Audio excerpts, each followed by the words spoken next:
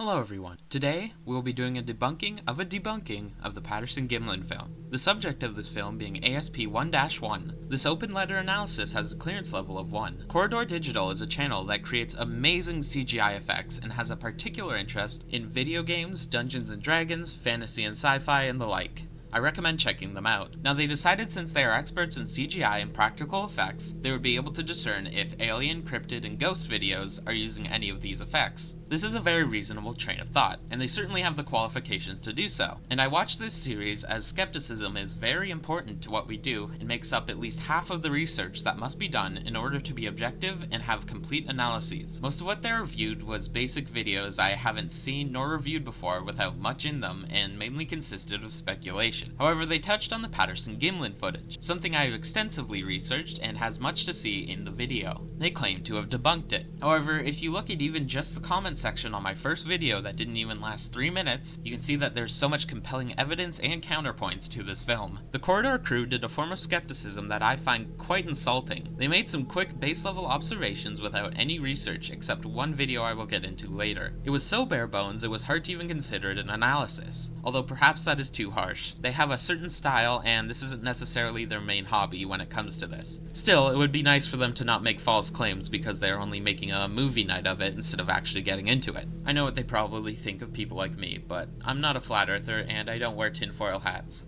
Take this seriously, because this type of observation is an affront to science, and I mean that in the nicest way possible. I seriously have a load of respect for Corridor, but this told me that they have no respect for my people, and respect is a two-way street. This is my way of asking you to have some respect, because we aren't lunatics. Make some objective arguments with empirical evidence, and we will certainly be delighted to have a discourse. Saying it walks like a human without any backing regarding physiology or any follow-up details definitely sounds like you just recorded yourself having your Friday movie night and slapped debunked on the title. Anyways, I made a comment on this video describing what points they made and how they have already been touched upon. However, YouTube had other ideas and likes to randomly shadow ban comments. Maybe they don't like people citing their sources. So instead, I will be narrating it here. I suppose this is also an open letter to the Corridor crew, since that was its original purpose anyways. This is the comment, and any links I pasted in this comment will be in the description of this video. I've loved this debunking series so far, however, this one left me a little disappointed and made me question the previous analyses you've done thus far. I feel you could have gone more in depth on something like the Patterson-Gimlin footage. I am a cryptid researcher, among other things, and believe debunking and skepticism is one of the most important parts of this field of study. I typically stray away from footage as it is not the easiest thing to analyze. I like to focus more on the footage's backstory or witness accounts and treat it like a lawyer's case. However, certain photos or footage can be special or have much scrutiny put on them, which is why I won't touch on the other videos in this analysis of yours, but the Patterson-Gimlin footage is still my favorite piece of cryptid video. I wish that with your skill set you would have gone deeper than the surface level observations most people make, but I'll touch on what you have said here.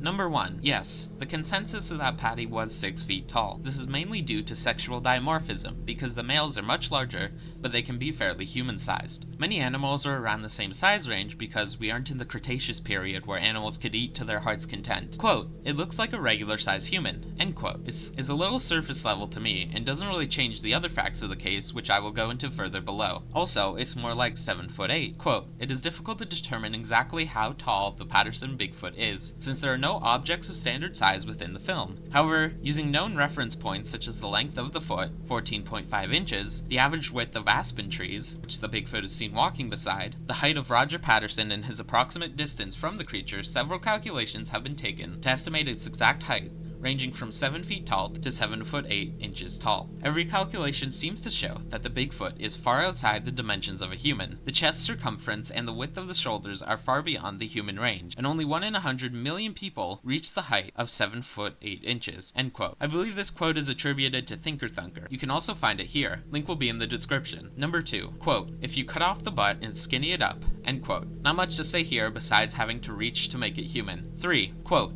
"The gait is human-like," end quote. Quote, "There's not really anything that's anatomically different from a human," end quote. At face value, maybe, but it truly isn't. Quote, "The walking pattern, also known as gait, of the Patterson Bigfoot is extremely unusual and clearly non-human. Nevertheless, the steps are executed perfectly smoothly with no signs of awkwardness or struggle, all while the creature is not looking at the ground nor looking at the direction of travel, as we see when the Bigfoot turns its head in the famous 352 frame. An examination of the footprints revealed that the Bigfoot was walking a minimal gait, as if it were walking a tightrope. Humans, on the other hand, walk with a much wider gait, with the left and right steps being much wider. End quote. Quote, another notable characteristic of the Patterson Bigfoot's walk is the degree to which the back leg rises, almost parallel to the ground. End quote. Quote, footprint made by the Patterson Bigfoot, 14.5 inches in length, 6 inches wide, clearly shows a mid-tarsal break, which indicates that the foot flexes in the middle. The purpose of the mid-tarsal break is to allow for easier and more efficient walking over uneven terrain, unlike humans where the foot does not flex in the middle, but instead at the front of the foot. End quote. Quote, due to the extreme difficulty that the Patterson Bigfoot executes flawlessly in each step with its known characteristics, such as tightrope walking gait, raised back foot, bent forward knee, all while moving over uneven terrain and wearing a bulky costume that would be difficult to see and breathe in, the odds of each step being successfully taken by a man in a suit are about 1 in 2, and that's being generous. It's the same odds of tossing a coin and landing on heads. So what would be the odds of taking 200 successful steps in a row, approximate number of steps taken in the Patterson film? The same as tossing a coin 200 times and each time landing on heads. The odds are preposterously low. The odds diminish exponentially with each step. 1 step 1 in 2, 2 steps 1 in 4, 3 steps 1 in 8, and so on. When we get to higher numbers, the odds become very remote for a successful walk. 10 steps 1 in 1024, 15 steps 1 in 32,768, 20 steps 1 in 1,048,576, and 30 steps 1 in 2,147,483,648. 200 steps becomes impossibly remote. Just how many takes would they have to do in order to get that right? So clearly the odds of Sasquatch existing in North America and it successfully avoiding human contact for hundreds of years are far better than a man in a suit walking the walk we see in the Patterson film. Link will be in the description. Bill Munns, who I will get into later, asserts that the bending of the elbows and knees are not possible for a human to achieve. Muscle, facial, and hair movements are also compelling, which I will touch on in the costume section, which is below. Number 4. Wearing shoes. Quote,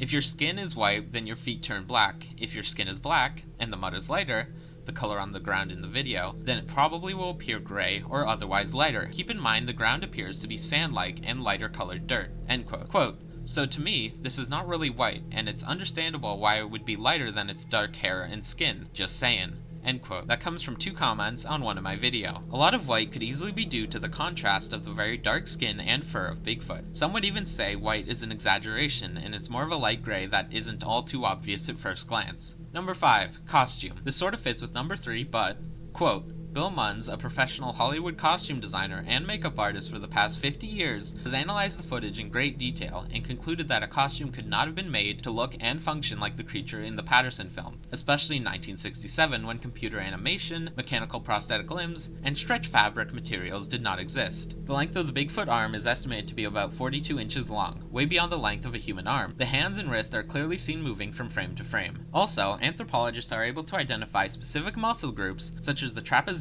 the deltoids, and the triceps, which are clearly seen moving on the Bigfoot as it walks. Muscle movements would not be visible on a costume. End quote. Quote, the best known gorilla costumes in the late 1960s were the uniforms and makeup from the 1968 movie Planet of the Apes, which won an Academy Award for Outstanding Makeup Achievement and an Oscar nomination for the best costume design. There were very good costumes and the makeup was exceptional, but nothing compared to what is seen in the Patterson-Gimlin film if it were a hoax. End quote. Link will be in the description. Number 6. I barely want to entertain this lunatic again, but I will. The walk is not like the one Patty does. Just compare the video with an overlay or something. The only proof he has is a lie detector test, but those aren't even admissible in court, and at least 50 others have passed one, so unless they crammed 7 people in that suit, the chances are these lie detector tests don't work so well. Number 7. You mentioned Occam's razor. Costume expert says this is better than current movies.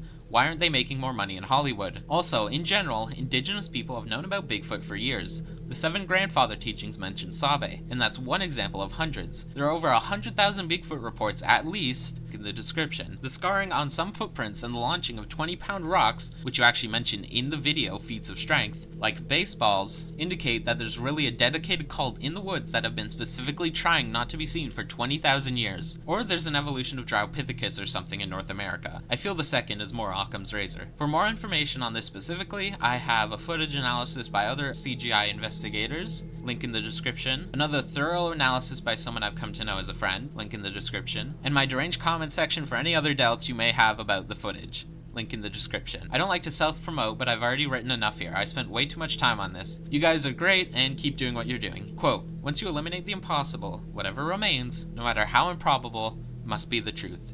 End quote. Arthur Conan Doyle. I hope you enjoyed this open letter to Corridor. Like and subscribe for more Bigfoot content. Goodbye.